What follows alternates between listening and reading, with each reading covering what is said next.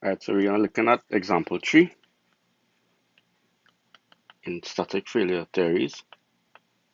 Right, and we said that this is an optimization problem, meaning that we have this beam, cantilever beam.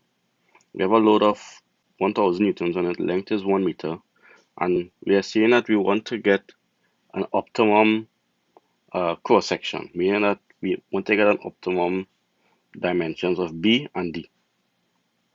Right, so by optimum, we're looking at, in our case, we're looking at seeing what is the best dimensions for B and D such that the beam will be safe and also it will be as light as possible. Right, so the problems we did before, we had solved for one dimension, we had solved for thickness, we had solved for D, which was diameter. Now we're going to solve, or attempt to solve for two unknowns, which is B and D. Right, so in this problem, it's a simple cantilever problem, so the shear force and bending moment diagram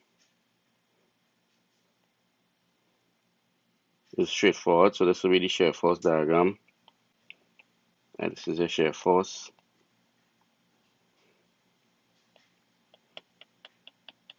And the bending moment diagram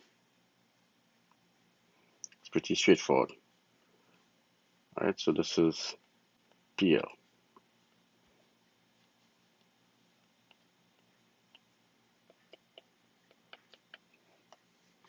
Right, so our shear force therefore is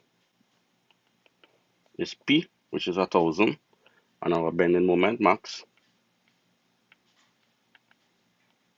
or just bending moment max, is PL. Right, so we could go on and get our sigma x, tau xy, sigma y, etc. So sigma x in this case is a bending stress.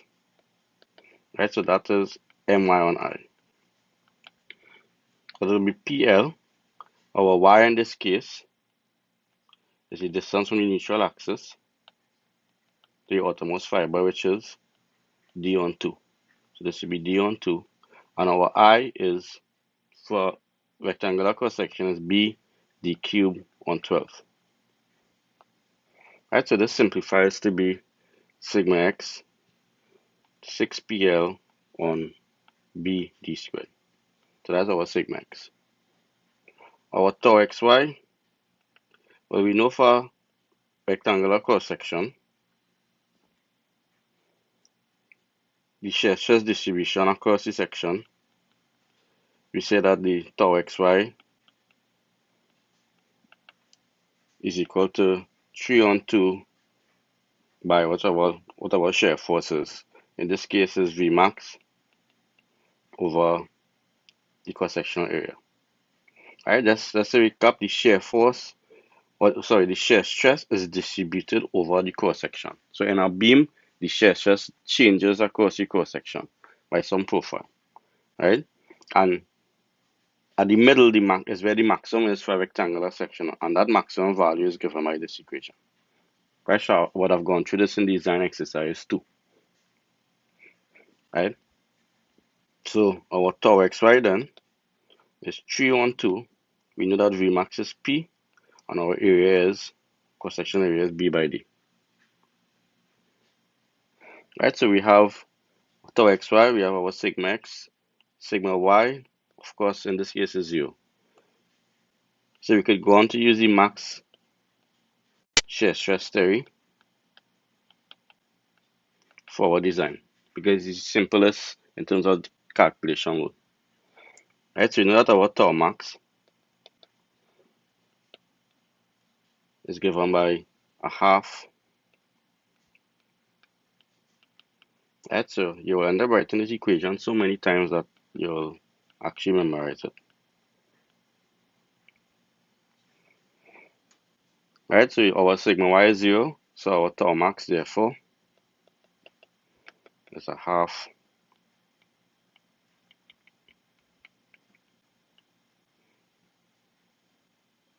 right, we have our sigma x and tau xy. Our tau design, as we could call it, sigma, our yield point over 2, and then we put in our factor of safety. Right, so if we go back to the notes, this was the formula for our design. So we want our tau max to be less than or equal to our Tau design. Right? So we need to be changing now B and D because we have P, we have L. Right? We need to be changing B and D. Right? Yeah, and then we have B and D here again because we have P, we have L, such that our tau max will be less than tau design. Right, so our tau design value is 270 megapascals. Right, so that's 10 to the power 6 over 2n. And our n we said was 2.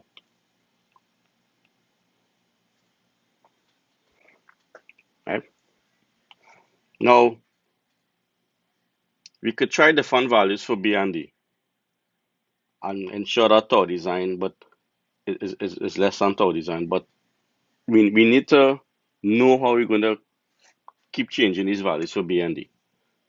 Right? So we need to have something to optimize against. So we can either optimize against weight, we can optimize towards strength. So in this case, we optimizing towards strength and weight. Right? So we want to change B and D such that tau max is less than tau design. And also we want to change B and D such that the total weight of the beam is as small as possible. Right? So our beam weight is given by, well, our volume, because we have the length of the beam, cross section is B by D. So it will be density by a volume. Right, so the volume is area by length, so it will be BD by L multiplied by our density. Right, so this is our density.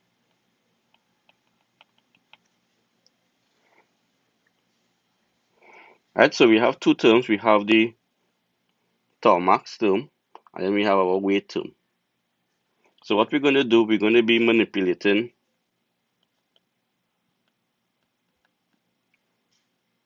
B and D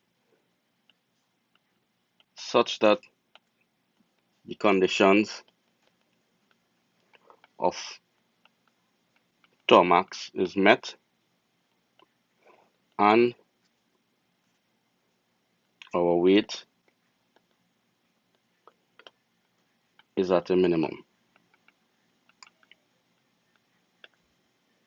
And to do this, we are going to use Excel. Right, so we hop on over to Excel and we'll do this. Okay, so in this example tree, we're going to use Excel, the solver add-on.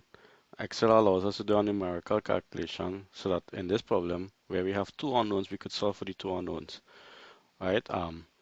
So and for that, you're going to need an add-in called the solver add-in. Right? So if you see add-in up here and you click it, there may not be anything here. Right? So what we need to do is go into File. We go down here to Options at the lower left. Right? So these are your options. You go into add-ins here. Right? So what we're looking for is the solver add-in. So you could see even in my case here it's inactive. Right? So on the bottom here we go to Manage Excel add-ins. Hit Go and you will see some add-ins here.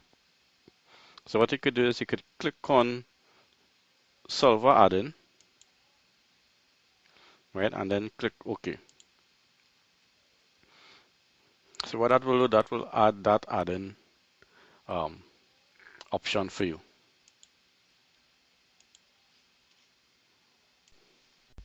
Right, so after you do that, go back to File, Options, and other add-ins. You ensure that it's now here on the active add-in. So that means it's there.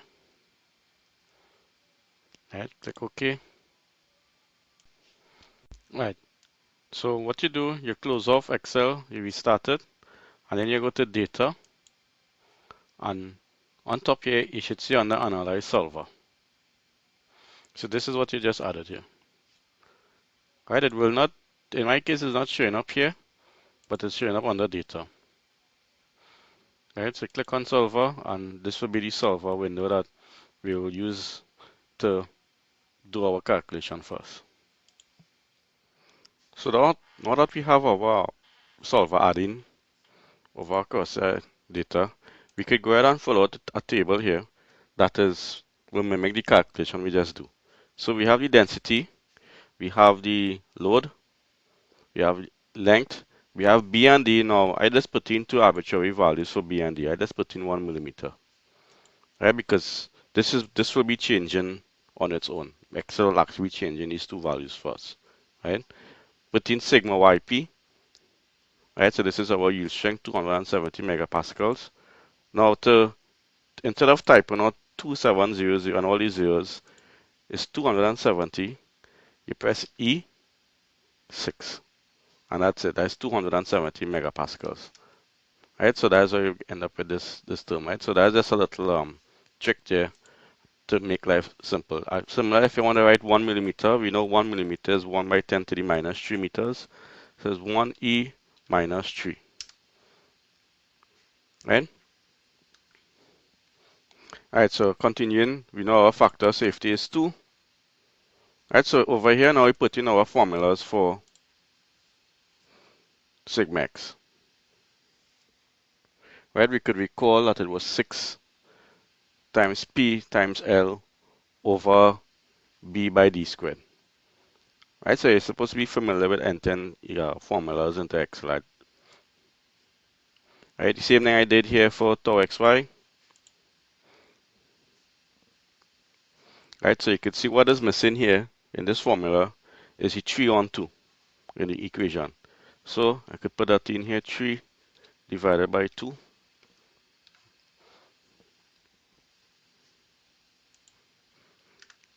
Right, and then tau xy, or tau max I should say, as we recall, is a half times the square root of sigma x squared plus 4 tau xy squared. Right, so the square root sign, all this is in the square root sign here. Right, so that is our formula for tau max. And then next we have our tau design, which was really sigma yield on 2n. Right, and finally we had our weight, which was the volume by the density, BDL by rho. Right, so we have the equations here that we did just now in the whiteboard. Alright, so what we could do, we could try different things. You could put this as 3 millimeters, and we could see the weight changes. We could see the tau max value. It's far 1 by 10 to the power 12, far greater than what our tau design value is.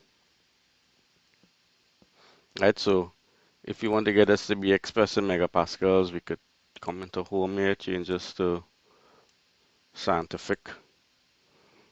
Right, so it's really 67.5 megapascals compared to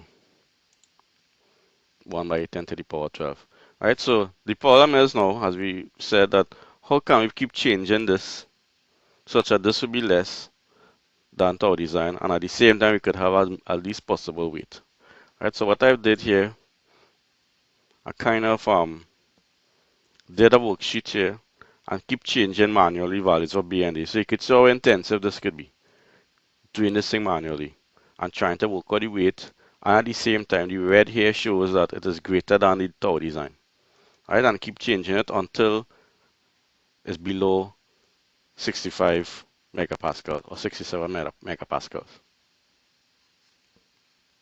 Right, so you can see this is a tedious, and this is what we're trying to avoid. So this is where the optimization routine or the numerical method software allows us to do. MATLAB, Mathematica, Wolfram, MATLAB, and some of the software that you could use for these things. Right, we use in Excel. Right, so what we do at this point, we go to our add-ins. No, sorry, we go to our data. We look for the add-in we added just now in the previous segment, and we click solver. So then this window shows up. Right, so the first thing we see is set objective. So the objective function is what we want to manipulate the values to do. Right? In our case, we want to minimize weight. Right? So in order to minimize weight, we need to set our weight as the objective function. So in this case here, we click the up arrow and we select the weight here. Right? Enter. So that is our objective function. And what we want to do with this objective function, we want to minimize it. We want to minimize the value as much as possible. So we click min.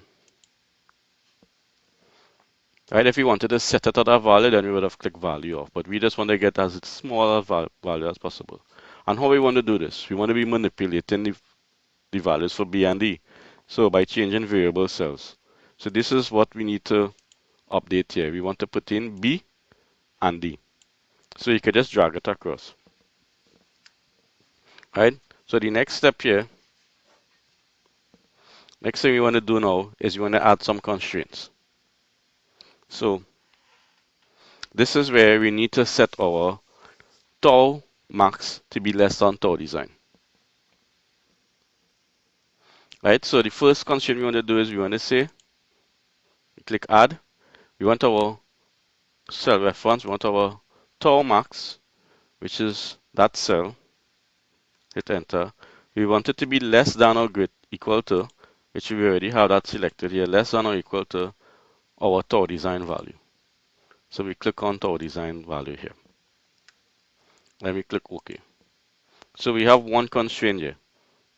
Right? So we want to manipulate B and D to give us the smallest possible weight, but our tau max must be less than tau design. Right? So we could add two other constraints, and the reason why is that we know for ourselves that B and D cannot be 0. B or D cannot be 0. But Excel doesn't know that. So if you were to solve this here, then you might actually get B being 0 or D being 0, and it will give an error message. Right? So we need to tell it that no, this is not 0. So what we could do, we could say add another constraint. We could say B should be greater than or equal to, and we could put 1 millimeter. So we could say B must be at least be a millimeter. Right? And we could do the same for D. We click the cell reference D, enter. Must be at least 1 millimeter.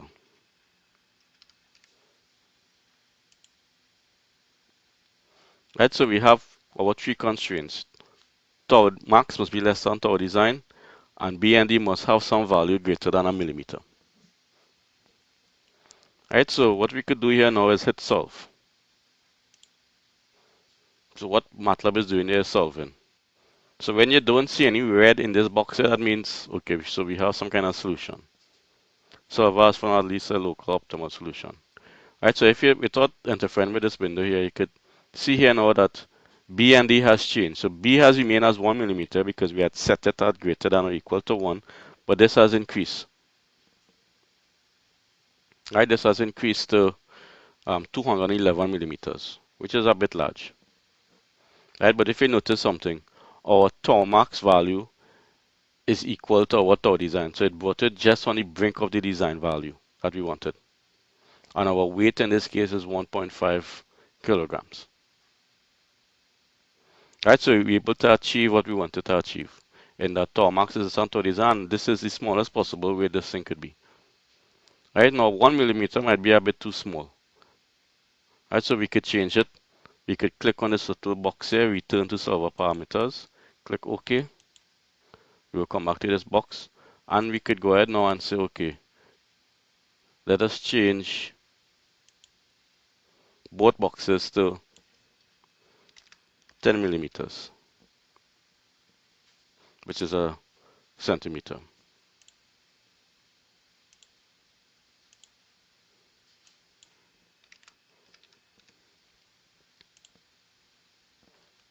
Right, so we could resolve now. So that means B and D, the smallest values that could be here is 10 millimeters. Right, so it actually takes the smaller value, 10 millimeters, and then this goes up to. 67, 66, 67 millimeters. So remember this before was 200 and something millimeters. Now it drops down to 60 something millimeters, which is more manageable, which makes some more sense.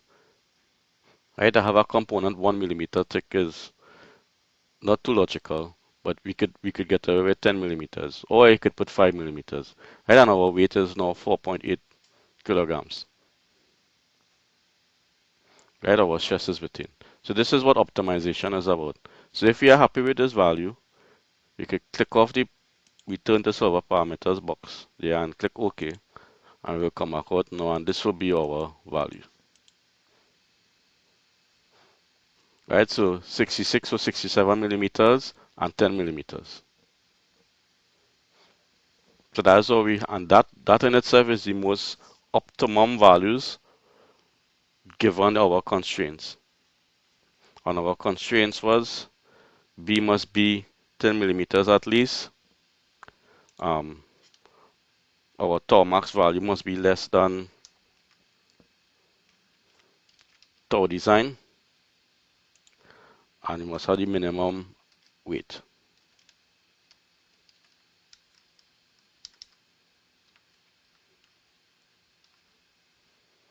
So these were our constraints. B and D must be at least 10 millimeters, tau max less than tau design, and a minimum weight as possible.